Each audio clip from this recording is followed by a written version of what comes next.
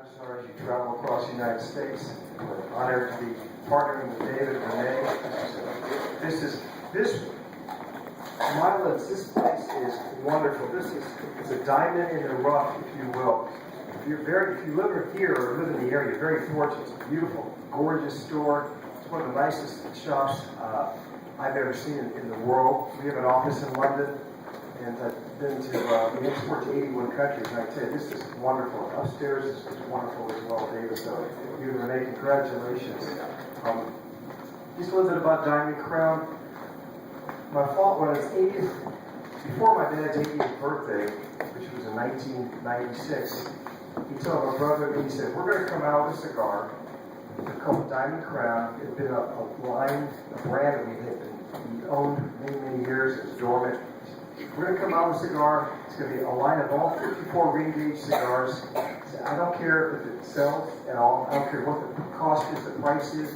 It's going to be a line of 54 ring gauge cigars. And at the time, the thickest cigar was a 52 ring gauge.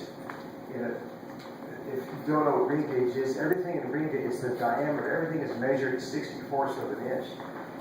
So because we're in a 54 ring gauge cigar, we're going to make it with double fermented Connecticut shade wrapper.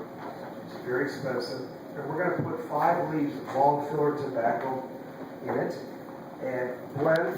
And every piece of long filler is going to be made like a straw. And that way it will draw 100% of the time. And we'll put a Dominican binder on it. And we'll put this beautiful aged Connecticut shade wrapper on it.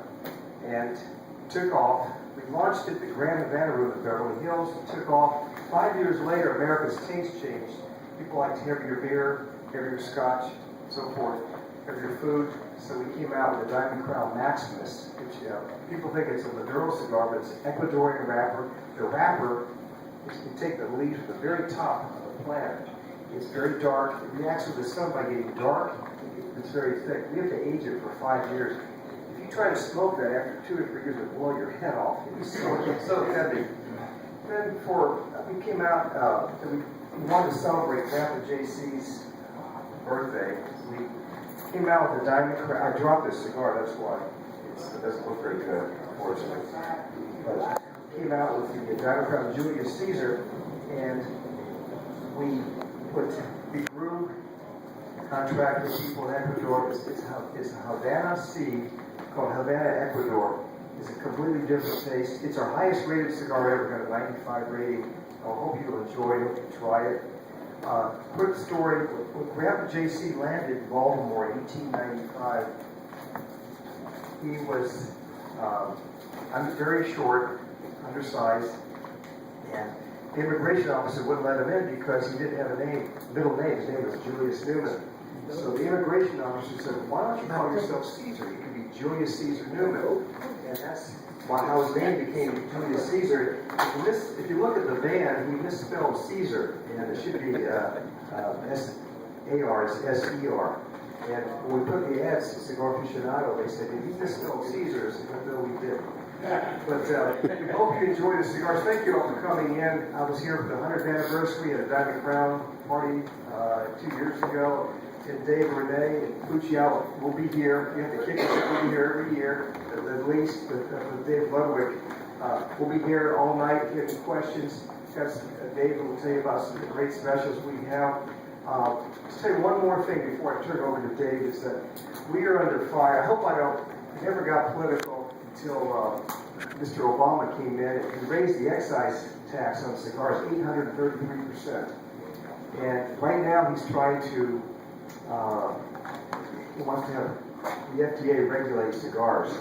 And we've been fighting this. I'm on the board of Cigar Rights of America. We spent $1.5 million last year, and we're going to spend $2 million this year for lobbyists. Unfortunately, we have specialists that are very close to the Senate Democrats. We have specialists that are very close to the Republican House members. Granted, we're all Americans, but if you will reach out to not only your local politicians, but your state politicians and federal politicians, and tell them, please don't regulate cigars. You've got 2 senators here, and of course you've got congressmen here. Let them hear from you.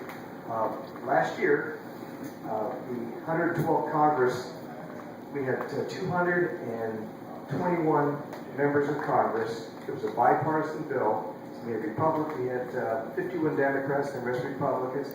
We had 5 nurses and 8 physicians all co-sponsored this bill. We had 14 senators. Unfortunately, the bill, Congress, 112 Congress left in December. We have now 113 Congress. So if we could do something, it's not for me, although it'll help us, but it'll help all of us. It's all about freedom.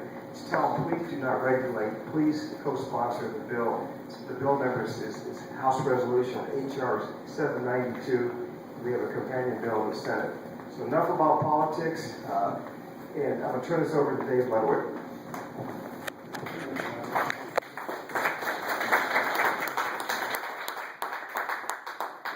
I am your area manager here. It's about 900,000 bottles. You get a private tour there, private tour of the kitchen. Come to our house, smoke cigars, and have whatever you drink, we'll have it available for you. And I promise you, you'll have an experience that you will remember for the rest of your life. And I think we can probably get you some special cigars to take home with you as well, some special Diamond Crown Cigars.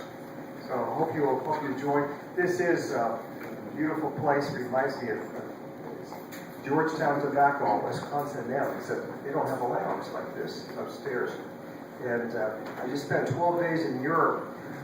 There's a big convention in Dortmund every year in Germany, and which is about an hour from Frankfurt. And I was in Russia on business, and Spain, Austria, Germany. I can tell you that cigars are on fire. Cigarettes in the United States are going down about 6 to 7% a year in units. And what's taking its place are these e-cigarettes. The FDA's